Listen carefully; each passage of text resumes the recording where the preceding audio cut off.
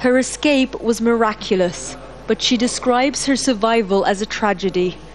37-year-old Nawal Samouni gave birth as Israeli troops shelled around her home and an airstrike hit the side of it.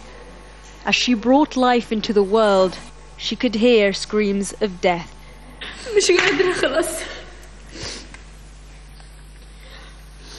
This is the first time Nawal speaks out about her story, holding tight the other daughter she almost lost. My mother delivered my baby and she put her on the floor. She came 3 weeks early. There was fluid coming out of her nose.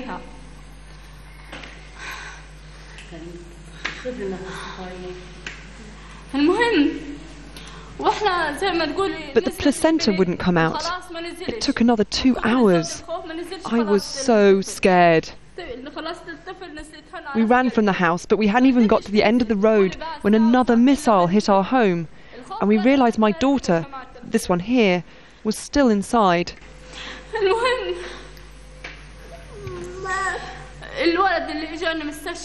I wasn't well, I wasn't thinking. Her father went back and found her standing on the dresser and she was crying, "Daddy, Daddy."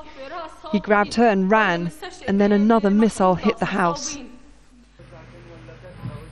The accounts of what happened to the extended Samouni family in Zaytun are slowly emerging. Nawar and her family told us about being huddled in a single house with dead and injured family and neighbors.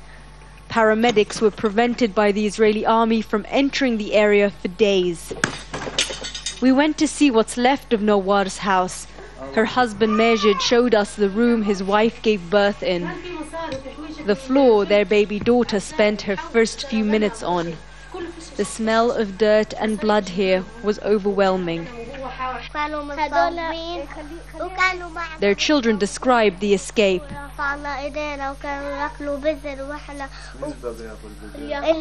Saying that they were shot at by Israeli soldiers who looked on laughing. We found Nawar's mother sitting near the house where she says her son was killed the same day as the rest of the family escaped.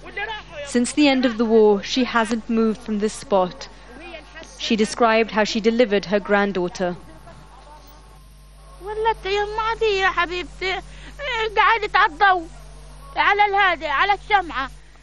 It was night time and there was no electricity, so we held up a candle to see.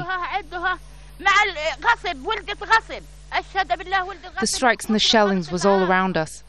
The window was open and the baby started throwing up. She was very cold, so I put her in a blanket.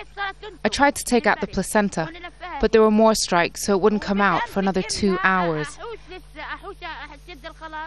And then Nawar started bleeding heavily. I cut the umbilical cord with a knife as it was around the baby's neck.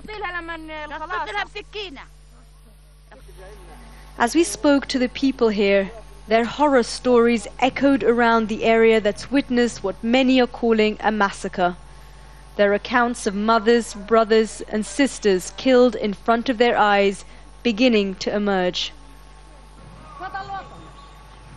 And now, those from the Samouni household that survived Israel's actions are homeless, their livelihoods gone. This land, once one of Gaza's most beautiful and fertile, has become a graveyard full of memories that cannot be buried.